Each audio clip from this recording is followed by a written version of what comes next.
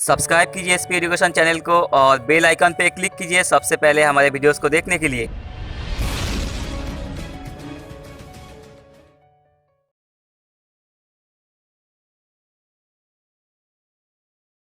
Hello everyone, welcome to SP education. और आज की हमारी इस वीडियो में हम इंडियन पॉलिटी एम लक्ष्मीकांत की जो आपकी बुक है, जो आपके एग्ज़ाम पर्पस के लिए बहुत ही ज़्यादा इम्पोर्टेंट है, उसमें से हम एक चैप्टर आज डिस्कस करने वाले हैं। और आज का हमारा टॉपिक होने वाला है salient features of the constitution. हम इंडियन कॉन्स्टिट्यूशन और पॉलिटी की लेक्चर सीरीज स्टार्ट कर रहे हैं लक्ष्मीकांत बुक से आपकी, और उसमें एक बहुत इंपॉर्टेंट चैप्टर है जिसका नाम है salient features of the Indian constitution. So salient features of the Indian constitution से हमारा मतलब है कि हमारी जो इंडियन कॉन्स्टिट्यूशन है उसमें क्या क्या फीचर्स हैं, बेसिक चीज़ें कौन कौन सी हैं, किस स्ट्रक्चर पे हमारी इंडियन कॉन्स्टिट्यूशन जो है वो बनी हुई है। फीचर्स जो हैं हमारे कॉन्स्टिट्यूशन के बहुत सारे हैं, और उन्हीं सब को आज हम हमारी इस वीडियो में डिटेल में भी डिस्कस करेंगे और उनको ब्रीफ में भी डिस्कस करेंगे। और जैसे कि हम जानते हैं कि हमारे इंडियन कॉन्स्टिट्यूशन एक रिटर्न कॉन्स्टिट्यूशन है, उसमें बहुत सारे फीचर्स हैं, फंडामेंटल राइट्स हैं, मौलिक अधिकार हैं, फंडामेंटल ड्यूटीज़ हैं, ये सारी चीज़ें हमारे कॉन्स्टिट्यूशन में दी गई हैं। सो आइए रीड करते हैं जो आपके लिए पीपीटी हमने प्रिपेयर करी है। तो जो इंट्रोडक्शन है salient features of the Indian constitution की आपकी लक्ष्मीकांत में, वो कुछ ऐसी है। वो ये कहती है कि the Indian constitution is unique in its content and spirit. Unique in its content and spirit का मतलब है कि जो इंडियन कॉन्स्टिट्यूशन है वो अब बहुत ही अलग है अपने कंटेंट में, जो भी कंटेंट है उसमें बहुत अलग है।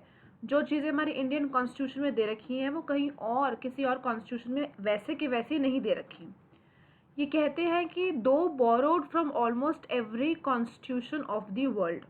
दो borrowed from every constitution of the world मतलब इस दुनिया वर्ल्ड की और कॉन्स्टिट्यूशन में से हमने फीचर्स बोरो तो करे हैं, लेकिन उन्हीं फीचर्स को हमने मॉडिफाई करा है अपनी नीड्स के अकॉर्डिंग, अपनी कंट्री की रिक्वायरमेंट के अकॉर्डिंग। सो ये कहता है दो borrowed from almost every constitution of the world, the constitution of India has several features. Indian constitution में ऐसे बहुत सारे फीचर्स हैं जो उसको और देशों की कॉन्स्टिट्यूशन से अलग करते हैं। ऐसा नहीं है कि हमने बिल्कुल ही कॉपी कर दिया है उन फीचर्स को अपनी कॉन्स्टिट्यूशन में।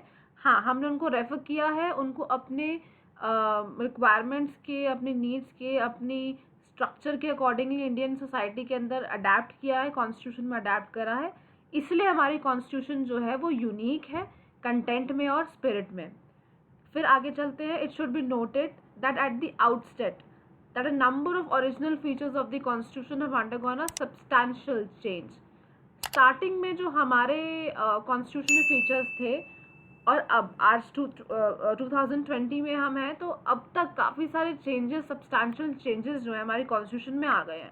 और वो कैसे आए हैं? On account of several amendments. संशोधन जो हमारे कॉन्स्टिट्यूशन में होते हैं, सेवरल अमेंडमेंट्स जो होती हैं, उनके द्वारा बहुत सारे चेंजेस आते हैं।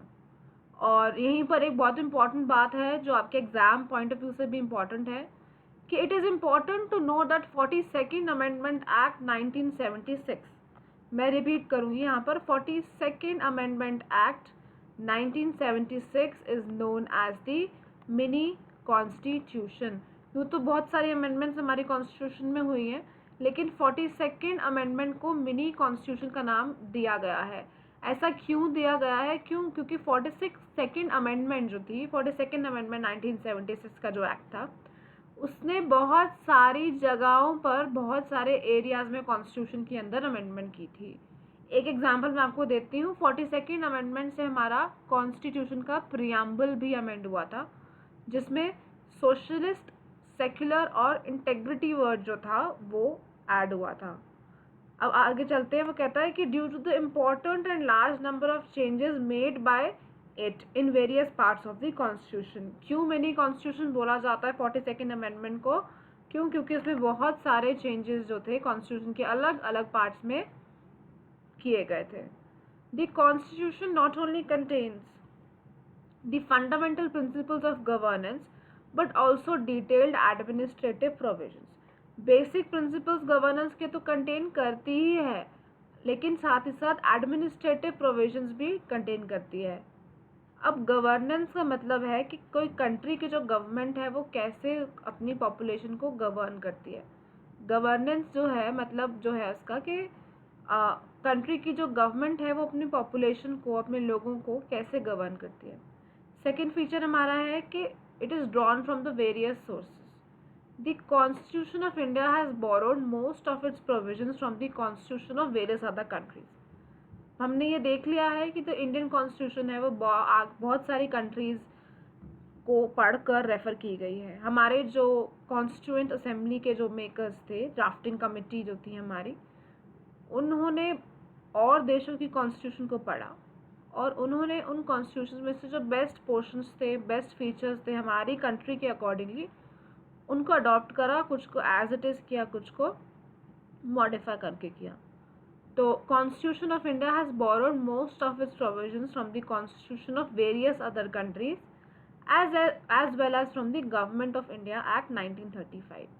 तो ये एक पॉइंट भी बहुत इंपॉर्टेंट है आपके एग्जाम पॉइंट ऑफ व्यू से कि कौन से एक्ट से हमारा कॉन्स्टिट्यूशन ऑफ इंडिया इंस्पायर्ड है या कौन से एक्ट में से मेजर प्रोविजंस दे रखी हैं इंडियन कॉन्स्टिट्यूशन के। तो आंसर इसका ये है, गवर्नमेंट ऑफ इंडिया एक्ट 1935 से मेजर प्रोविजंस हमारी कॉन्स्टिट्यूशन की जो है वो दे रखी है। तो structural part of the constitution जो है वो गवर्नमेंट ऑफ इंडिया 1935 से ही डिराइव्ड है, ठीक है। और जो फेडरल स्कीम है, आपका जुडिशरी है, गवर्नर्स है, इमरजेंसी प्रोविजंस है, पब्लिक सर्विस कमीशंस हैं, वो और कंट्रीज की कॉन्स्टिट्यूशन से दे रखी है। इनको हम अलग वीडियो में sources of the Indian constitution के अंदर पढ़ेंगे। अभी के लिए इतना जान लेते हैं कि हमारी कॉन्स्टिट्यूशन का एक फीचर है कि वो अलग अलग सोर्सेज से डिराइव की गई है। पहला तो ये कि इसका स्ट्रक्चरल पार्ट मतलब बहुत सारी चीज़ें, ज़्यादातर चीज़ें जो है वो गवर्नमेंट ऑफ इंडिया एक्ट 1935 से ली गई हैं। उसके अलावा और प्रोविजंस जो हमारी हैं, फेडरल स्कीम हो गया, जुडिशरी हो गया, गवर्नर्स हो गया, इमरजेंसी पावर्स हो गया, पब्लिक सर्विस कमीशंस हो गया, फेडरल स्कीम हो गया, ये सारी चीज़ें भी अलग अलग कंट्रीज से दी गई हैं। फॉर एग्जाम्पल एक छोटा सा ये एग्जाम्पल है कि जो फंडामेंटल राइट्स और directive principles of state policy हैं वो अमेरिकन कॉन्स्टिट्यूशन और आयरिश कॉन्स्टिट्यूशन से रिस्पेक्टिवली लिए गए हैं। माने क्या, DPSP जो हैं आपके आयरिश कॉन्स्टिट्यूशन से लिए गए हैं और आपके जो फंडामेंटल राइट्स हैं, फंडामेंटल राइट्स जो आपके पार्ट 3 में हैं, वो आपके अमेरिकन कॉन्स्टिट्यूशन से इंस्पायर्ड हैं, ठीक है। अब हम नेक्स्ट पॉइंट और नेक्स्ट फीचर पर आ जाते हैं कि the Indian constitution is a blend of rigidity and flexibility. Blend of rigidity and flexibility का मतलब ना तो इंडियन कॉन्स्टिट्यूशन रिजिड है ना तो वो फ्लेक्सिबल है, वो एक मिक्सचर है रिजिडिटी और फ्लेक्सिबिलिटी का। मतलब कोई एक मिडिल पाथ है जिसके बीच में वो लाई करती है उसका जो स्ट्रक्चर है।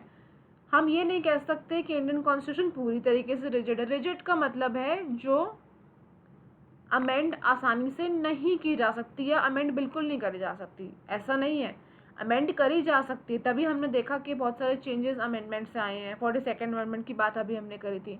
फ्लेक्सिबल का मतलब है उसको अमेंड किया जा सकता है और उसका अमेंडमेंट का प्रोसीजर जो है बड़ा सिंपल सा है। तो हम ये मानते हैं कि ना तो इंडियन कॉन्स्टिट्यूशन हमारी पूरी तरीके से रिजिड है और ना ही वो पूरी तरीके से फ्लेक्सिबल है। तो क्या है इसका मतलब, ये है कि कुछ प्रोविजंस जो है वो रिजिड हैं, कुछ प्रोविजंस जो है वो फ्लेक्सिबल हैं। मतलब कुछ को अमेंड करने का तरीका थोड़ा सा रिजिड है और कुछ को अमेंड करने का तरीका सिंपल है, और कुछ प्रोविजंस ऐसी होती हैं जिनको अमेंड ही नहीं किया जा सकता। वो कौन सी प्रोविजंस हैं? वो basic features of the constitution है। तो basic features of the constitution जो है आपको हमेशा के लिए, आगे के लिए भी इस वीडियो में याद रखना है कि वो नहीं अमेंड किए जा सकते। कुछ प्रोविजंस हैं जो हमेशा ही अमेंड करी जाएंगी। तो इसीलिए जोड़ तोड़ के ये बोला जा रहा है यहाँ पे कि it is a blend of rigidity and flexibility. So it says कि constitutions are classified as rigid and flexible. यहाँ ये कहना चाह रहे हैं कि कोई भी कॉन्स्टिट्यूशन जो है उसको या तो रिजिड या फ्लेक्सिबल के उसमें क्लासीफाई किया जाता है। अब rigid constitution is one which requires a special procedure for its amendment. अब रिजिड कॉन्स्टिट्यूशन वो होती है जिसको अमेंड करने का, जिसमें संशोधन लाने का एक स्पेशल सा प्रोसीजर होगा। अब रिजिड कॉन्स्टिट्यूशन का एक बहुत ही बेहतरीन और बहुत ही अच्छा एग्जाम्पल है अमेरिकन कॉन्स्टिट्यूशन। जो अमेरिकन कॉन्स्टिट्यूशन है वो एक रिजिड कॉन्स्टिट्यूशन मानी जाती है क्योंकि उसमें अमेंडमेंट लाने के लिए स्पेशल प्रोसीजर जो है फॉलो करना पड़ता है। अब आ जाते हैं हम फ्लेक्सिबल कॉन्स्टिट्यूशन का मीनिंग देखने। फ्लेक्सिबल कॉन्स्टिट्यूशन का मीनिंग ये है कि वो कह रहा है कि a flexible constitution is one that can be amended in the same manner as the ordinary laws are made. अच्छा, ऑर्डिनरी लॉ को जो जैसे लॉज जो होते हैं वो लेजिस्लेचर बनाता है, और लेजिस्लेचर जब लॉ बनाता है उसको जो लॉ बनाने का जो भी प्रोसीजर है कि एक हाउस से पास होगा, दूसरे हाउस असेंट होगा, प्रेसिडेंट के सिग्नेचर्स होंगे, जो भी सिंपल प्रोसीजर है, जिस तरीके से एक ऑर्डिनरी लॉ बनता है उसी तरीके से फ्लेक्सिबल कॉन्स्टिट्यूशन में एक अमेंडमेंट आ जाती है। For example the British constitution. अब फ्लेक्सिबल कॉन्स्टिट्यूशन का एग्जाम्पल है ब्रिटिश कॉन्स्टिट्यूशन और रिजिड कॉन्स्टिट्यूशन का एग्जाम्पल है अमेरिकन कॉन्स्टिट्यूशन। सो अब हम मानते हैं कि द कॉन्स्टिट्यूशन ऑफ इंडिया, हमारी इंडिया की कॉन्स्टिट्यूशन पूरी तरीके से ना तो रिजिड है, is neither rigid nor flexible but is a synthesis of both. मतलब एक ऐसा मिक्सचर है, एक ऐसा मेल है जिसमें रिजिड फीचर्स भी हमें दिख रहे हैं और फ्लेक्सिबल फीचर्स भी उनके अमेंडमेंट के रिफ्लेक्ट होते हैं। अब हमें देखना है कि अमेंडमेंट के प्रोसीजर से और blend of rigidity and flexibility अगर मैं बोलूँ तो उस पर्पज से कौन सा आर्टिकल हमारी कॉन्स्टिट्यूशन का रेलेवेंट है। तो अब आर्टिकल 368 पर हम आ जाते हैं। सो ये कहता है कि article 368 provides for two types of amendments. हम आर्टिकल 368 जो है वो प्रोसीजर फॉर अमेंडमेंट की बात करता है और वहाँ पर हमें दो तरीके के अमेंडमेंट के बारे में बताया गया है। सो आर्टिकल 368 कहता है कि स्पेशल मेजॉरिटी एक अमेंडमेंट है और एक सिंपल मेजॉरिटी अमेंडमेंट है पार्लियामेंट के द्वारा। तो स्पेशल मेजॉरिटी जो अमेंडमेंट होती है उसमें कैसे अमेंडमेंट की जाती है वो प्रोसीजर अब हम यहाँ देखने वाले हैं। स्पेशल मेजॉरिटी अमेंडमेंट हम अब देख रहे हैं। अब ये कहता है कि some special provisions can be amended by a special majority of the parliament. अब स्पेशल मेजॉरिटी ऑफ पार्लियामेंट का मतलब ये है कि 2/3 majority of the members of each house are present and voting. दोनों हाउसेज, अब अपर हाउस और lower house, दोनों हाउसेज की 2/3 2/3 बहुमत के साथ में वो पास होता है अमेंडमेंट, ठीक है, वोटिंग के थ्रू। और ईच हाउस की मेजॉरिटी मतलब 50% ऑफ द मेंबर्स दोनों हाउस के प्रेजेंट होने चाहिए और वोट करना चाहिए। तो इस प्रोसीजर को कहते हैं special majority amendment. So it says special majority amendment is that is 2/3 majority of the members. यहाँ पर लिखा हुआ है 2/3 majority of the members of each house, दोनों हाउसेज के 2/3 लोग प्रेजेंट होंगे और वहाँ पर वोट करेंगे। उसी के साथ साथ मेजॉरिटी ऑफ ईच हाउस जी है प्रेजेंट होगी। फिर कहता है कि some other provisions can be amended by a special majority of the parliament and with the ratification of half of the states. यूसी कहता है कि स्टेट्स की रजामंदी से आधी स्टेट्स की मतलब मेजॉरिटी की बात, तो मिनिमम मेजॉरिटी आपको चाहिए इनको अमेंड करने के लिए। अब आ जाते हैं amendment by simple majority of the parliament. Second procedure article 360 में दिया गया वो यही कहता है कि amendment by simple majority of the parliament in the manner of ordinary legislative process. अब ये वाले जो अमेंडमेंट्स हैं, ये प्रोसेस जो अमेंडमेंट का वो आर्टिकल 368 के तहत नहीं आता। आर्टिकल 368 के अंदर हमारा स्पेशल मेजॉरिटी अमेंडमेंट आता है, ठीक है, और आर्टिकल 368 हमारा अमेंडमेंट प्रोसीजर को डिफाइन करता है। अब हम आ जाते हैं नेक्स्ट इसके फीचर पे कॉन्स्टिट्यूशन के, जो कहता है federal system with unitary bias. Federal system with unitary बायस का ये मतलब है कि कॉन्स्टिट्यूशन जो है वो एक federal form of government establish करती है।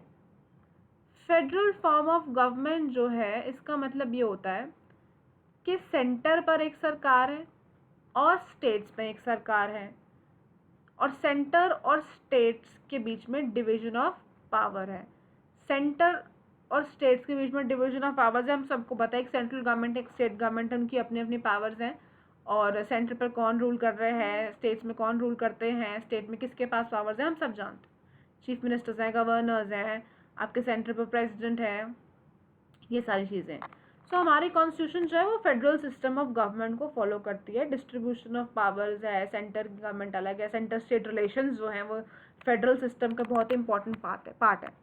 तो वो कहता है it contains the usual features of a federation that is two government, दो गवर्नमेंट है, सेंट्रल गवर्नमेंट और स्टेट गवर्नमेंट, उनमें डिवीजन ऑफ पावर्स है, रिटर्न कॉन्स्टिट्यूशन भी है। हमारी कॉन्स्टिट्यूशन क्या है? एक रिटर्न कॉन्स्टिट्यूशन है।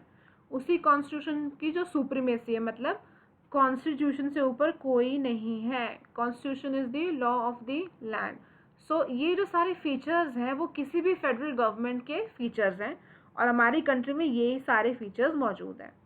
इंडिपेंडेंट जुडिशरी, जुडिशरी का जब हम टॉपिक करेंगे तब हम देखेंगे कि जुडिशरी इंडिपेंडेंट कैसे है, ठीक है। एंड बाय कैमरलिज्म, इसका मतलब है to houses, presence of to houses, जो हमने देखा upper house and lower house. अब वो कहता है कि however the constitution also contains large number of unitary features, unitary features भी हैं साथ साथ, मतलब हमारे पास फेडरल सिस्टम ऑफ गवर्नमेंट है क्योंकि हमारे पास ये सारी चीज़ें हैं। ये सारी चीज़ें मतलब इंडिपेंडेंट जुडिशरी, रिटर्न कॉन्स्टिट्यूशन, लिखित कॉन्स्टिट्यूशन है, दो गवर्नमेंट्स हैं, उन्हीं गवर्नमेंट में हमारे पास में डिवीजन ऑफ पावर्स है, उस कॉन्स्टिट्यूशन की हमारे पास सुप्रीमेसी है। कॉन्स्टिट्यूशन कुछ हद तक रिजिड भी है, क्यों? क्योंकि हमने देखा कुछ प्रोविजंस ऐसी हैं जो 2/3 मेजॉरिटी से अमेंड हो सकती हैं, ठीक है।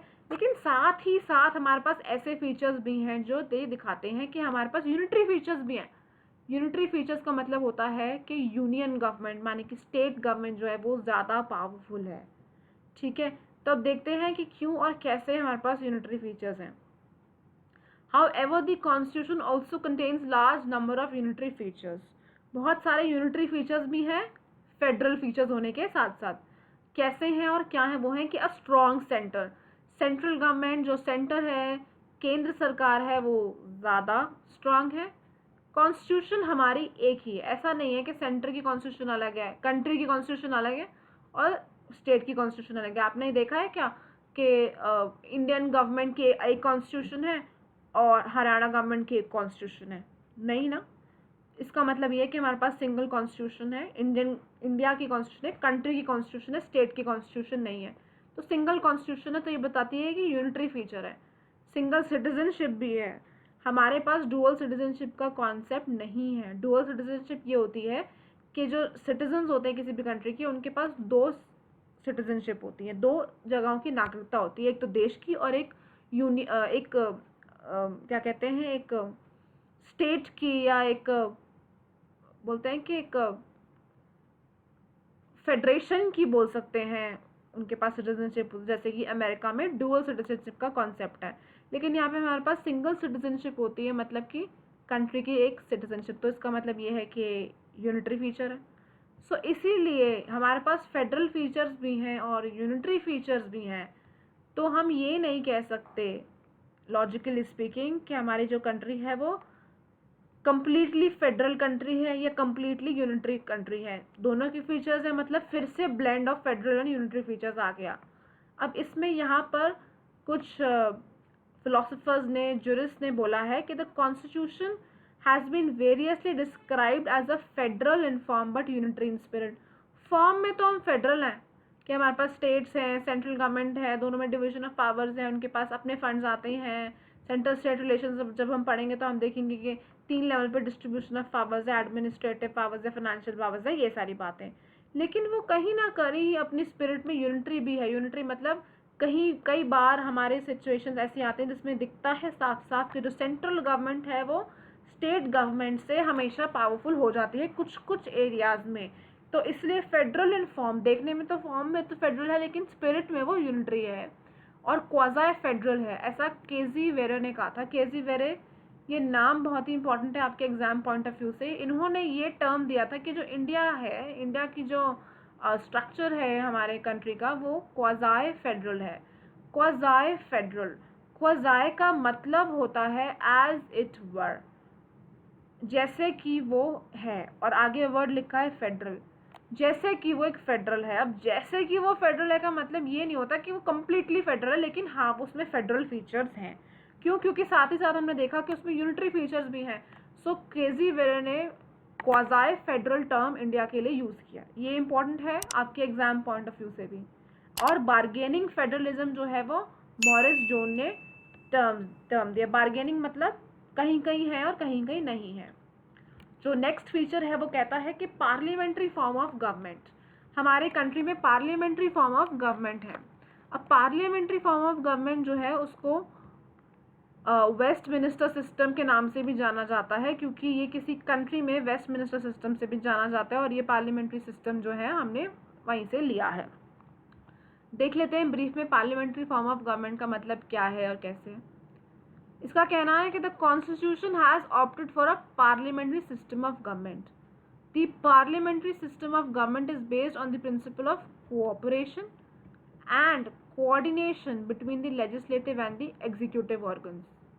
अब पार्लियामेंट्री सिस्टम का मतलब है कि जो लेजिस्लेटिव ऑर्गन है और एग्जीक्यूटिव ऑर्गन है, हमारी कंट्री के हमारे जो गवर्नमेंट का जो सिस्टम है उसमें 3 मेजर ऑर्गन्स हैं जिनमें पावर्स डिवाइडेड हैं, लेजिस्लेटिव, एग्जीक्यूटिव और जुडिशरी। जो लेजिस्लेटिव ऑर्गन है हमारा वो लॉ मेकिंग का काम करता है, लॉज को बनाता है, तो हमारा पार्लियामेंट जो है वो लेजिस्लेटिव है हमारा। और जो एग्जीक्यूटिव है वो इन्हीं लॉज को इम्प्लीमेंट करता है। जुडिशरी माने आपके लॉ कोर्ट्स, वो लॉ को इंटरप्रेट करते हैं और लॉ को अप्लाई करते हैं अपने तरीके से।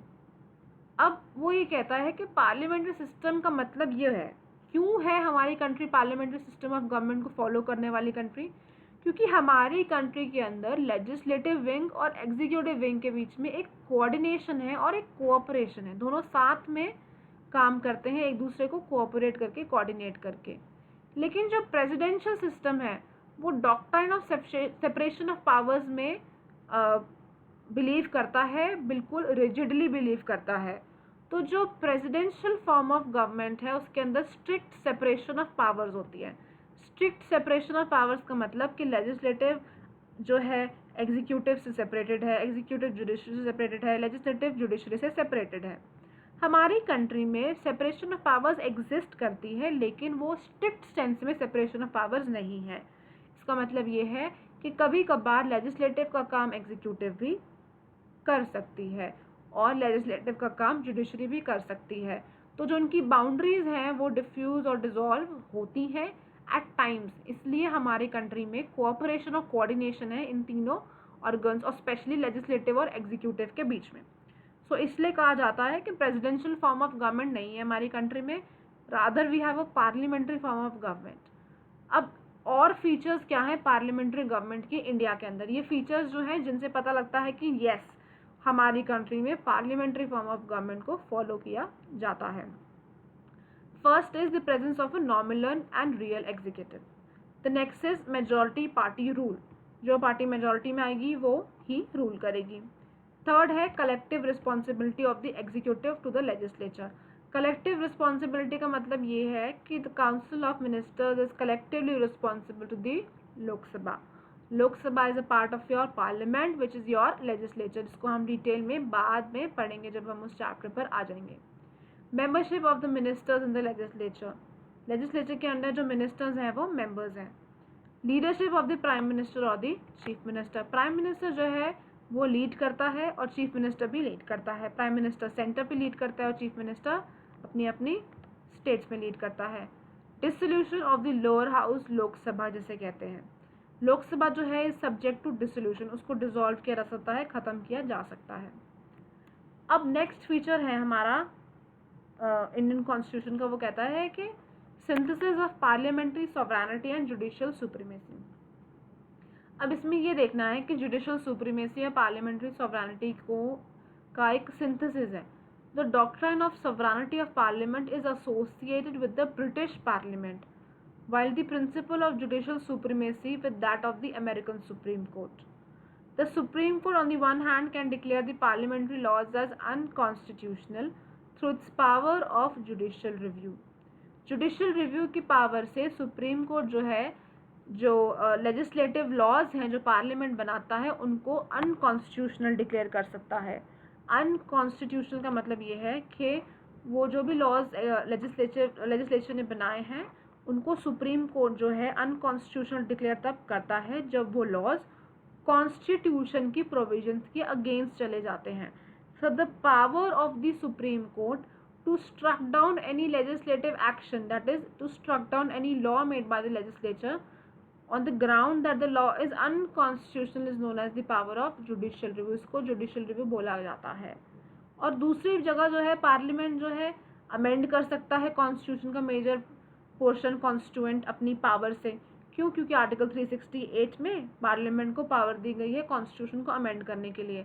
एक जगह सुप्रीम कोर्ट, जो आपकी जो जुडिशरी है, वो पार्लियामेंट के बनाए हुए लॉ को खारिज कर सकती है। दूसरी जगह जो पार्लियामेंट है वो कॉन्स्टिट्यूशन में चेंजेस आ सकते हैं। सो एक कोऑर्डिनेशन है, दोनों के पास अपनी अपनी पावर्स हैं दूसरे के एरिया में इंटरफेयर करने की। तो इसलिए कहते हैं कि सिंथेसिस ऑफ पार्लियामेंट्री सॉवरेनिटी और जुडिशियल सुप्रीमेसी का एक मेल है यहाँ पे। जो 7th फीचर है वो कहता है इंटीग्रेटेड एंड इंडिपेंडेंट जुडिशरी। हमारी जो जुडिशरी है, हमारी जो न्याय प्रक्रिया है, वो इंडिपेंडेंट है और इंटीग्रेटेड है। अब क्यों है, कैसे, आगे देखते हैं। कहता है कि the Indian constitution establishes a judicial system that is integrated as well as independent. Independent भी है और वो इंटीग्रेटेड भी है। कैसे है? The supreme court stands at the top of the integrated judicial system in the country. Supreme court जो है वो टॉप पर है, हमारी जुडिशियल सिस्टम के टॉप पर। मतलब सुप्रीम कोर्ट जो है वो उच्चतम न्यायालय है, सबसे ऊंचा कोर्ट है, इससे ऊपर अदालत हमारे कंट्री में नहीं है। सुप्रीम कोर्ट के नीचे ही हाई कोर्ट है और हाई कोर्ट के नीचे और निचले कोर्ट्स हैं। Below it there are high courts at the state level. अच्छा, आपके जो हाई कोर्ट्स होते हैं वो स्टेट के लेवल पर होते हैं, स्टेट्स में आपके पास हाई कोर्ट्स होते हैं। Supreme court is the highest court of appeal. Supreme court जो है वो अपील का हाईएस्ट कोर्ट है। अपील का मतलब ये होता है कि कोई डिसीजन कोई है एक लोअर कोर्ट में, चाहे हाई कोर्ट में हो। फॉर एग्जांपल, लोअर कोर्ट मतलब सुप्रीम कोर्ट से लोअर कोर्ट हायर कोर्ट होता है।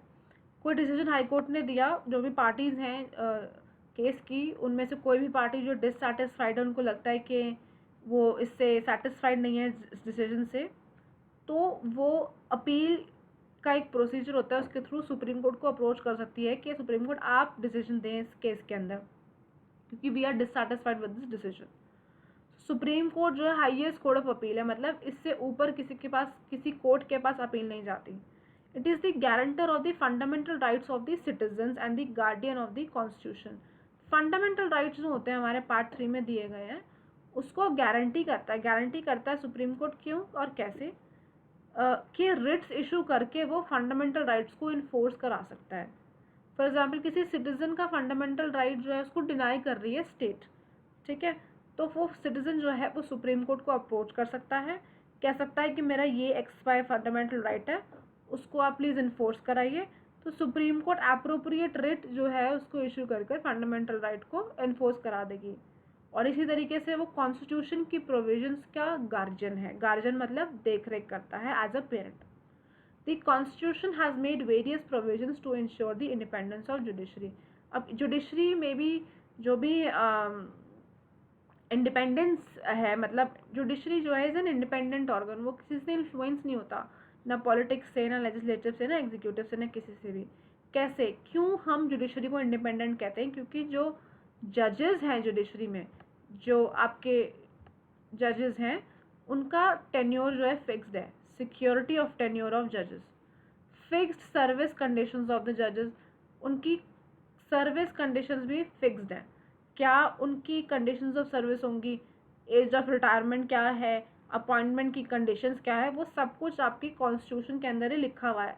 तो कल को पार्लियामेंट जो है वो ये नहीं कर सकती कि अभी जो है सर्विस कंडीशंस ये हैं या कब तक वो सर्व कर सकते हैं, या कोई भी चीज़ें को वेरी नहीं कर सकती पार्लियामेंट, क्योंकि कॉन्स्टिट्यूशन में उनकी सर्विस कंडीशंस दे रखी हैं पहले से। किसी और का इंटरफेरेंस सर्विस कंडीशन में हो ही नहीं सकता।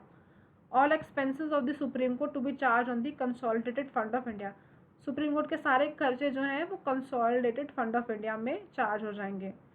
जुडिशरी जो है एग्जीक्यूटिव से सेपरेट है, ठीक है। तो ये सारी प्रोविजन से हमारी जुडिशरी जो है वो इंडिपेंडेंट कहलाती है, कोई भी और ऑर्गन का इसमें डायरेक्ट इंटरफेरेंस नहीं है। नेक्स्ट फीचर हमारी कॉन्स्टिट्यूशन का ये है, वो कहता है कि फंडामेंटल राइट्स हमारी कॉन्स्टिट्यूशन के अंदर। तो फंडामेंटल राइट बहुत ही इंपॉर्टेंट पार्ट है हमारी कॉन्स्टिट्यूशन का और पॉलिटी सब्जेक्ट का। अभी हम इसको ब्रीफ में देख लेते हैं, क्योंकि हम सिर्फ salient features of the constitution कर रहे हैं। तो पहले तो ये जानना बहुत ज़रूरी है कि फंडामेंटल राइट्स जो हैं वो कहाँ पर मिलते हैं हमारी कॉन्स्टिट्यूशन में। वो पार्ट 3 में मिलते हैं, ठीक है। और ये हमारी एग्ज़ाम पॉइंट ऑफ व्यू से बहुत इंपॉर्टेंट है। कोई भी एग्ज़ाम जिसके अंदर पॉलिटी, RI UPSC, आपका बैंकिंग, SEC, कोई भी एग्ज़ाम या for example Delhi university LLB entrance, कोई भी आपका लॉ का एंट्रेंस हो या एग्ज़ाम हो, जहाँ पर भी पॉलिटी सब्जेक्ट पूछा जा रहा है किसी भी एग्ज़ाम में, कोई भी गवर्नमेंट एग्ज़ाम में, तो आपको ये याद रखना बहुत ज़रूरी है कि फंडामेंटल राइट्स पार्ट 3 में मिलते हैं। और फंडामेंटल राइट्स कितने होते हैं? There are 6 fundamental rights to all the citizens. In total we have 6 fundamental rights and these fundamental rights are available to all the citizens. इनमें से कुछ फंडामेंटल राइट्स जो होते हैं वो नॉन सिटीजन्स को भी अवेलेबल होते हैं, लेकिन टोटल जो 6 के 6 है वो सारे के सारे सिटीजन्स को अवेलेबल है, भारत देश के नागरिक को अवेलेबल है। पहला है राइट टू इक्वालिटी, जो आर्टिकल 14 टू आर्टिकल 18 में दिया गया है। इनको डिटेल में हम बाद में पढ़ेंगे, अभी के लिए सिर्फ समझ लेते हैं। फिर आपका आता है right to freedom. Right to freedom में भी बहुत तरीके की फ्रीडम्स है हमारे पास में, आर्टिकल 19 टू आर्टिकल 22 में पाई जाती है। फिर थर्ड आता है हमारा, third category of fundamental rights है right against exploitation, article 23 to article 24। ये आर्टिकल्स और इनके फंडामेंटल राइट्स भी आपके एग्जाम पॉइंट ऑफ व्यू से बहुत ही इंपॉर्टेंट है। और नेक्स्ट है आपका फोर्थ फंडामेंटल राइट की कैटेगरी की, the right to freedom of religion. Religion profess करने की और रिलीजन को प्रैक्टिस करने की जो सारी फ्रीडम्स हैं वो आर्टिकल 25 टू आर्टिकल 28 में दे रखी हैं। फिर आता है right to constitutional remedies. Constitution के अंदर जो रेमेडीज़ हैं वो आर्टिकल 32 में दे रखे हैं। ये सबसे ज़्यादा इंपॉर्टेंट है। इस फंडामेंटल राइट को बोलते हैं the fundamental right of fundamental rights. ठीक है, अब फंडामेंटल राइट्स का पर्पस क्या है वो ये देख लेते हैं। The fundamental rights are meant to promote the idea of political democracy. They operate as limitations on the tyranny of the executive. मतलब फंडामेंटल राइट्स जो होते हैं वो सिटीजन्स को अवेलेबल होते हैं, नॉन सिटीजन्स को भी अवेलेबल होते हैं, और वो एग्जीक्यूटिव और लॉज जो लेजिस्लेचर बनाता है उनको आर्बिट्ररी और टिरानिकल होने से रोकते हैं। मतलब fundamental rights are a kind of limitations on the excessive use of powers of the executive and the legislature. They are justiciable in nature. अब ये बहुत इंपॉर्टेंट है कि क्वेश्चन पूछा जाता है कि fundamental rights are justiciable, non justiciable, both of the above, none of the above. तो इसका आंसर है कि fundamental rights are justiciable. Justiciable का मतलब है कि फंडामेंटल राइट्स जो हैं उनको लॉ कोर्ट्स के अंदर इन्फोर्स किया जा सकता है। लॉ कोर्ट्स में इन्फोर्स किया जा सकता है मतलब अगर फंडामेंटल राइट किसी सिटीजन को या नॉन सिटीजन को डिनाई होता है तो वो इंसान, that particular person can approach the courts and the courts can direct कि आप फंडामेंटल राइट जो है वो प्रोवाइड करिए, आप डिनाई नहीं कर सकते। हाउएवर, अब ये भी जानना ज़रूरी है कि सारे फंडामेंटल राइट जो हैं वो एब्सोल्यूट नहीं हैं और उनके साथ में रीजनेबल रिस्ट्रिक्शंस हैं। So we need to understand कि however they are not absolute, मतलब fundamental rights are not absolute and are subject to reasonable restrictions. Further, they are not sacrosanct and can be curtailed or repealed by the Parliament through Constitutional Amendment Act. मतलब ऐसा नहीं है कि fundamental rights में हम amendment नहीं ला सकते, ठीक है। They can be suspended during the operation of national emergency. अब नेशनल इमरजेंसी जब इम्पोज होती है, इमरजेंसी मतलब आपातकालीन सिचुएशन, उस टाइम पे उनको सस्पेंड किया जा सकता है। पहली चीज़, फंडामेंटल राइट्स जो हैं वो जस्टिशिएबल इन नेचर है, मतलब उनको लॉ कोर्ट्स में इन्फोर्स करा जा सकता है। दूसरा, वो एब्सोल्यूट नहीं है। ऐसा नहीं है कि आप फंडामेंटल राइट को एक्सरसाइज एक लिमिट तक करते जाएंगे और उसकी कोई लिमिट ही नहीं है उस फंडामेंटल राइट को एक्सरसाइज करने की, ऐसा नहीं है। डिटेल में हम बाद में देखेंगे, अभी हमें यही समझना है कि उनमें रीजनेबल रिस्ट्रिक्शंस होती हैं। फिर आता है further, they are not sacrosanct, और ऐसा नहीं है कि उनको सैक्रेड मानकर उनको कभी टच नहीं किया जाएगा, उनको कभी अमेंड नहीं करा जाएगा, ऐसा नहीं है। दे कैन बी रिपील्ड, उनको पूरा का पूरा हटा भी दिया जा सकता है, एडिट भी करा जा सकता है, उनमें कुछ एडिशंस भी लाई जा सकती हैं। कैसे? कॉन्स्टिट्यूशनल अमेंडमेंट के थ्रू। और साथ ही साथ उनको नेशनल इमरजेंसी के टाइम पर सस्पेंड भी किया जा सकता है। सस्पेंड मतलब कुछ देर के लिए खारिज किया जा सकता है। लेकिन fundamental rights guaranteed under article 20 and 21 cannot be suspended even in emergency। मतलब नेशनल इमरजेंसी के टाइम पर आर्टिकल 20 और आर्टिकल 21 जो है वो इमरजेंसी के टाइम पर भी सस्पेंड नहीं किए जा सकते। तो क्वेश्चन ये भी बहुत बार आता है एग्जाम्स में कि वो कौन से दो फंडामेंटल राइट्स हैं जो इमरजेंसी में भी सस्पेंड नहीं किए जाएंगे, except the rights guaranteed under article 20 and 21। 21 is right to life and personal liberty and article 20 is your right to freedom की कैटेगरी में आता है, और आप कमेंट सेक्शन में हमें बताएंगे कि आर्टिकल 20 जो है वो क्या बोलता है। आर्टिकल 21 तो right to life and personal liberty है, ठीक है। सो ये था हमारा फंडामेंटल राइट्स के बारे में। फिर 9th कहता है directive principles of state policy. अब directive principles of state policy वो होते हैं जो सिटीजन्स को एक डायरेक्शंस के तौर पर होते हैं जो उनको फॉलो करने चाहिए। अब ये किस में दे रखे हैं? कॉन्स्टिट्यूशन के पार्ट 4 में दे रखे हैं, ये भी बहुत important exam point of view से। और they are meant for promoting the idea of social and economical democracy. Democracy को प्रमोट करने के लिए और वेलफेयर स्टेट को बनाने के लिए ही fundamental DPSP directive principles of state policy जो है वो दिए गए हैं। अब ये कहना है कि unlike the fundamental rights DPSPs are non justiciable in nature.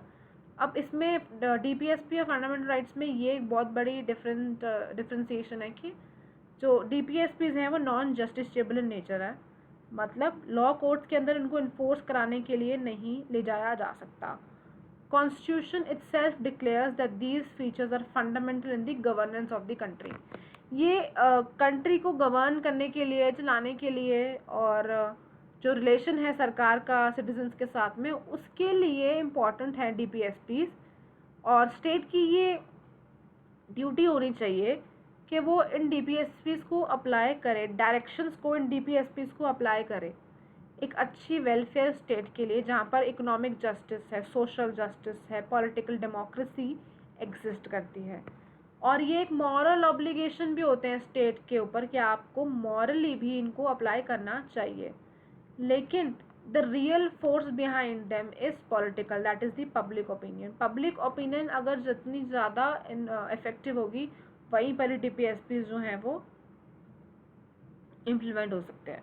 इसमें यहाँ पर एक केस है, मिनर्वा मिल्स केस, जो इम्पोर्टेंट है, जिसमें ये कहा गया था, ये लैंडमार्क केस है और एग्ज़ाम पर्पस के लिए भी बहुत इम्पॉर्टेंट है। मिनर्वा मिल्स केस में ये बताया गया था कि the supreme court held that the Indian constitution is founded on the bedrock of the balance between the fundamental right and the DPSPs। मतलब इसमें ये बोला गया था कि फंडामेंटल राइट्स और DPSPs के बीच का जो बैलेंस है, उसी पर ही पूरी कॉन्स्टिट्यूशन जो है वो खड़ी हुई है हमारी। नेक्स्ट हमारा जो सेलिएंट फीचर कॉन्स्टिट्यूशन का है वो ये है कि we have fundamental duties. Fundamental duties actually citizens के लिए ड्यूटीज़ होती हैं जो उनको करनी चाहिए। DPSPs जो हैं वो स्टेट को डायरेक्शंस होती हैं। फंडामेंटल ड्यूटीज़ जो होती हैं वो कहता है कि वो क्या होती है। पहली बात तो ये कि पार्ट 4A में फंडामेंटल ड्यूटीज़ दी गई हैं, और मैं यहाँ पे आपको बताना चाहूँगी कि जब हमारी कॉन्स्टिट्यूशन इनिशियली बनी थी तब फंडामेंटल ड्यूटीज़ उसके अंदर नहीं थी, लेकिन बाद में कॉन्स्टिट्यूशन में 42nd अमेंडमेंट, जिसको हम मिनी कॉन्स्टिट्यूशन भी कहते हैं, उसके आने के बाद फंडामेंटल ड्यूटीज़ पार्ट 4A में ऐड करी गई। आर्टिकल 51A जो है वो फंडामेंटल ड्यूटीज़ के बारे में बात करता है, और इन टोटल हमारे पास 11 फंडामेंटल ड्यूटीज़ हैं। तो यहाँ पर जो क्वेश्चंस बनते हैं वो ये है कि फंडामेंटल ड्यूटीज़ पार्ट 4A में मिलती है। आर्टिकल फंडामेंटल ड्यूटीज़ का 51A है, और 11 फंडामेंटल ड्यूटीज़ हैं। The number of fundamental duties that we have is 11 fundamental duties हैं, ठीक है। और फंडामेंटल ड्यूटीज़ जो हैं वो कौन सी अमेंडमेंट से ऐड हुई थी? 42nd अमेंडमेंट से, एंड रिकमेंडेशन ऑफ द स्वर्ण सिंह कमेटी, ठीक है। So it says that these were added during the operation of internal emergency by the 42nd Amendment Act 1976 on the recommendation of the स्वर्ण Singh committee. तो स्वर्ण Singh committee जो है, ये भी क्वेश्चन बनकर आ जाता है कि कौन सी कमेटी की रिकमेंडेशन से फंडामेंटल ड्यूटीज़ जो है हमारी कॉन्स्टिट्यूशन में ऐड हुई थी। तो आंसर इसका यही है, स्वर्ण सिंह कमेटी से। टोटल 11 फंडामेंटल ड्यूटीज़ हैं, और पहले तो 10 फंडामेंटल ड्यूटीज़ थी 42nd अमेंडमेंट से। जो 11th फंडामेंटल ड्यूटी है वो आई है आपकी 86th अमेंडमेंट से आई है, that relates to provision of education by parents from age से 6 to 14 ईयर्स। 6 से 14 साल के बच्चों के लिए एजुकेशन प्रोवाइड करने की जो फंडामेंटल ड्यूटी है वो 86th अमेंडमेंट एक्ट से आई है। और फंडामेंटल ड्यूटीज़ में यही है कि आपको कॉन्स्टिट्यूशन को रिस्पेक्ट करना है नेशनल फ्लैग को, नेशनल एंथम को, कंट्री की सॉवरेनिटी को प्रोटेक्ट करना है, यूनिटी और इंटीग्रिटी को भी प्रोटेक्ट करना है, ब्रदरहुड की स्पिरिट को इनकरेज करना है, जो कंट्री की रिच हेरिटेज है उसको भी प्रिजर्व करना है, एनवायरनमेंट के को भी प्रोटेक्ट करना है। और फंडामेंटल ड्यूटीज़ का एक पर्पस है, एक मोटिव है कि they serve as a reminder to citizens that while enjoying their rights they have also to be quite conscious of their duties they owe to their country। मतलब fundamental duties जो हैं वो citizens को remind करती हैं कि हाँ आपके पास फंडामेंटल राइट्स तो हैं जिनको आप इंजॉय करते हो, लेकिन साथ साथ आपके पास कॉरस्पॉन्डिंग ड्यूटीज़ हैं जो आपको अपनी कंट्री के प्रति निभानी है। और जैसे कि DPSPs भी नॉन जस्टिशिएबल है, फंडामेंटल राइट्स भी हमारे, फंडामेंटल ड्यूटीज़ भी हमारी नॉन जस्टिशिएबल है, मतलब लॉ कोर्ट्स में इन्फोर्सेबल नहीं है। 11 हमारा फीचर जो है वो कहता है सेक्युलर स्टेट। हमारी जो कॉन्स्टिट्यूशन है वो सेक्युलर स्टेट बनाती है, और सेक्युलर स्टेट का मतलब ये है कि हमारी कंट्री का इंडिया का कोई पर्टिकुलर रिलीजन नहीं है। Constitution of India stands for a secular state, hence it does not uphold any particular religion as the official religion of the Indian state। हमारी कंट्री का कोई ऑफिशियल रिलीजन नहीं है, ठीक है। और ये सब चीज़ें यही इंडिकेट करती हैं कि ऑफिशियल रिलीजन नहीं है। कभी आपने देखा कि कोई पर्टिकुलर बोलते हैं कि क्रिश्चियनिटी जो है वो कंट्री का रिलीजन है। ऑफिशियल लैंग्वेजेस होती हैं, official language of the country है, official language of the parliament है, official language of the supreme court and high courts है, लेकिन ऑफिशियल रिलीजन नहीं है हमारी कंट्री का। कभी हमने सुना नहीं, कोई प्रोविजन ऐसी नहीं है, कोई पर्टिकुलर रिलीजन हमारी गवर्नमेंट का फेवरेट नहीं है। सारे रिलीजन्स को इक्वल रिस्पेक्ट दी जाती है और इक्वल स्टेटस दिया जाता है, इसलिए हमारी जो कंट्री है वो एक सेक्युलर स्टेट मानी जाती है। कुछ फैक्ट्स देख लेते हैं कि the term secular was added to the preamble by the 42nd amendment act. Preamble के अंदर सेक्युलर वर्ड जो था वो इनिशियली जब कॉन्स्टिट्यूशन बनी थी तब नहीं था, 42nd अमेंडमेंट एक्ट से वो आया था। क्वेश्चन यहाँ से भी बन जाता है, the state shall not discriminate against any citizen on the ground of religion. Religion के बेस पे कोई डिस्क्रिमिनेशन नहीं होगी, ये आर्टिकल 15 में रिफ्लेक्ट होता है। All persons are equally entitled to freedom of conscience and the right to freely profess, propagate, practice any religion of their choice. सभी लोगों को ये फ्रीडम, ये छूट दी जाती है कि वो कोई भी रिलीजन अपनी मर्जी से अपनी चॉइस का प्रैक्टिस कर सकते हैं। This is given in article 25। फिर से फ्रीडम ऑफ रिलीजन फिर से बताया जा रहा है, फिर से रिफ्लेक्ट हो रहा है कि कोई पर्टिकुलर रिलीजन जो है कंट्री की आइज़ में, आँखों में, नज़र में किसी भी तरीके से बड़ा या ऊंचा नहीं है, सबको इक्वली देखा जाता है, इक्वल माना जाता है। नेक्स्ट पॉइंट कहता है No religious instruction shall be provided in any educational institution maintained by the state। Article 20 कहता है कोई भी रिलीजियस इंस्ट्रक्शन जो है किसी भी एजुकेशनल इंस्टीट्यूशन में, कॉलेज हो गया, कोई स्कूल हो गया, जो स्टेट मेंटेन कर रही हैं वहाँ पर नहीं दिया जाएगा। नेक्स्ट पॉइंट कहता है एवरी रिलीजियस डिनोमिनेशन और any of its section shall have the right to manage its religious affairs. Religious affairs को मैनेज करने की जो फ्रीडम है किसी भी रिलीजियस सेक्ट को या रिलीजियस कम्यून को दी जाती है, आर्टिकल 29 ऐसा कहता है। नेक्स्ट पॉइंट जो आर्टिकल 27 में रिफ्लेक्ट होता है वो कहता है कि कोई भी पर्सन को फोर्स नहीं करा जाएगा, कंपेल नहीं करा जाएगा कि आप किसी पर्टिकुलर रिलीजन की प्रमोशन के लिए कोई टैक्सेस भरिए। सो ये कुछ चीज़ें हैं, ये कुछ फैक्ट्स हैं जो बताते हैं कि हमारी कंट्री जो है वो एक सेक्युलर स्टेट है। नेक्स्ट पॉइंट कहता है कि universal adult franchise. Next alien feature हमारी कॉन्स्टिट्यूशन का है यूनिवर्सल एडल्ट फ्रेंचाइज। वो कहता है कि the Indian constitution adopts a universal adult franchise as the basis of elections to the Lok Sabha and state legislative assemblies. Elections जो होते हैं हमारी कंट्री में they are based on universal adult franchise. अब यूनिवर्सल एडल्ट फ्रेंचाइज का मतलब यही है कि every citizen who is not less than 18 years of age has a right to vote without any discrimination of caste, race, religion, sex, literacy, wealth and so on। किसी भी basis पर उसको discriminate नहीं किया जाएगा। जो भी सिटीज़न है हमारी कंट्री का जिसकी एज 18 साल कंप्लीट हो चुकी है उसको ये हक है कि वो इलेक्शंस में वोट कर सकता है। इसी को हम यूनिवर्सल एडल्ट फ्रेंचाइज कहते हैं।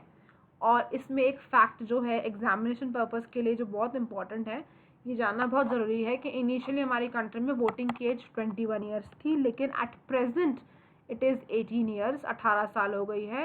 और ये जो चेंज आया है कॉन्स्टिट्यूशन में वो कौन सी अमेंडमेंट से आया है, वो 61st अमेंडमेंट से आया है। सो 21 ईयर्स से जो 18 ईयर्स की एज हुई है वो 61st अमेंडमेंट एक्ट से हुई है। ये पॉइंट बहुत इंपॉर्टेंट है, आपके एग्जाम पॉइंट ऑफ व्यू से क्वेश्चन इसमें से आते हैं।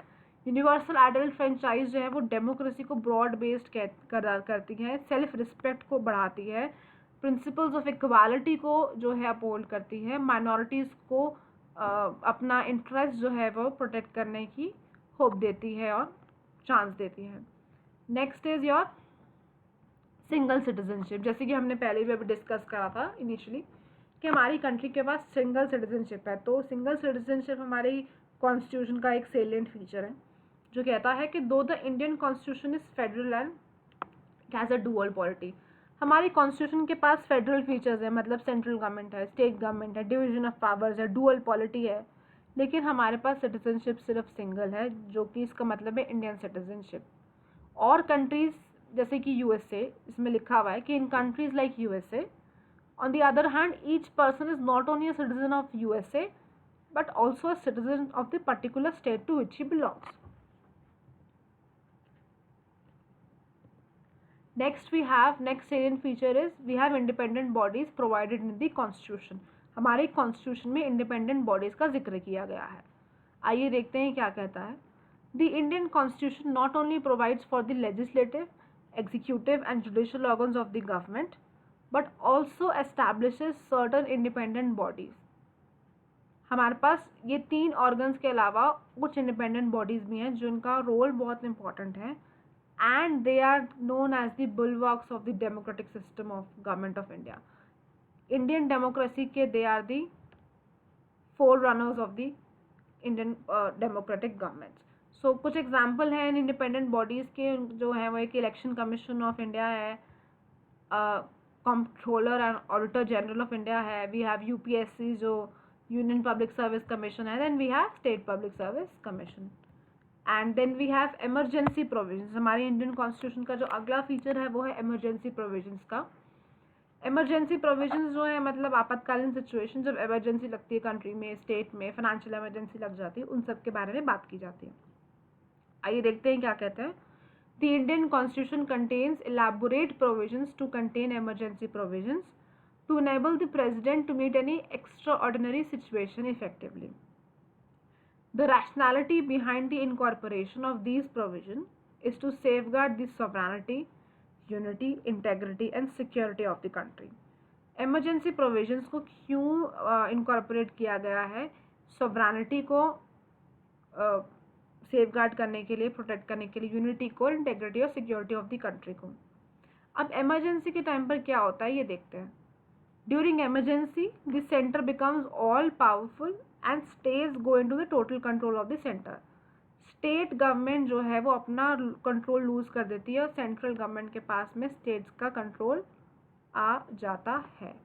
It converts the federal structure into a unitary one without a formal amendment of the constitution. कुछ ही देर के लिए, कुछ ही टाइम के लिए, जब तक इमरजेंसी इन फोर्स है, कॉन्स्टिट्यूशन का जो स्ट्रक्चर है फेडरल स्ट्रक्चर से यूनिटरी स्ट्रक्चर में कन्वर्ट हो जाता है बिना किसी अमेंडमेंट के। और हमारी कॉन्स्टिट्यूशन के अंदर 3 तरीके की अमेंडमेंट्स हैं। एक है नेशनल इमरजेंसी, या 3 तरीके की इमरजेंसीज हैं, सॉरी। एक है नेशनल इमरजेंसी, दूसरी स्टेट इमरजेंसी और तीसरी फाइनेंशियल इमरजेंसी। नेशनल इमरजेंसी हमारी आर्टिकल 352 में दे रखी है, ये एग्जाम पॉइंट ऑफ व्यू से बहुत इंपॉर्टेंट है।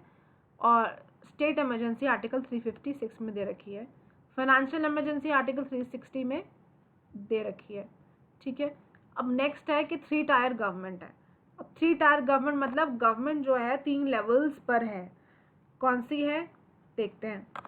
ओरिजिनली द इंडियन कॉन्स्टिट्यूशन जो है, इनिशियली जब इंडियन कॉन्स्टिट्यूशन में बनाई गई थी तब डुअल पॉलिटी ही थी, मतलब बेसिकली सेंट्रल गवर्नमेंट और स्टेट गवर्नमेंट ही थी और उन्हीं की ऑर्गेनाइजेशन के लिए प्रोविजंस थी। लेकिन बाद में फिर एक अमेंडमेंट हुए, 2 amendments were rather, 73rd amendment and the 74th amendment, 73rd amendment and the 74th amendment. इससे तीसरा लेवल ऑफ गवर्नमेंट ऐड हुआ जिसको हम लोकल गवर्नमेंट से के नाम से जानते हैं। और ये लोकल गवर्नमेंट जो है आपके पंचायत और म्यूनिसिपैलिटीज़ हैं। तो म्यूनिसिपैलिटीज़ एंड पंचायत जो हैं वो 73rd अमेंडमेंट से और 74th अमेंडमेंट से आए हैं। तो तो पंचायत जो है आपके 73rd अमेंडमेंट से आए हैं, म्यूनिसिपैलिटीज़ आपके 74th अमेंडमेंट से आए हैं। तो इसे कहते हैं कि 3 टायर गवर्नमेंट लेवल है। We have central government, we have state government and we have government at the local levels. Panchayat जो आपके विलेजेस में होती है, म्यूनिसिपैलिटीज़ आपकी जो मेट्रो सिटीज़ में होती हैं। तो municipalities and panchayat is the 3rd level of government which is also known as the local level of government, 3rd tier of the government.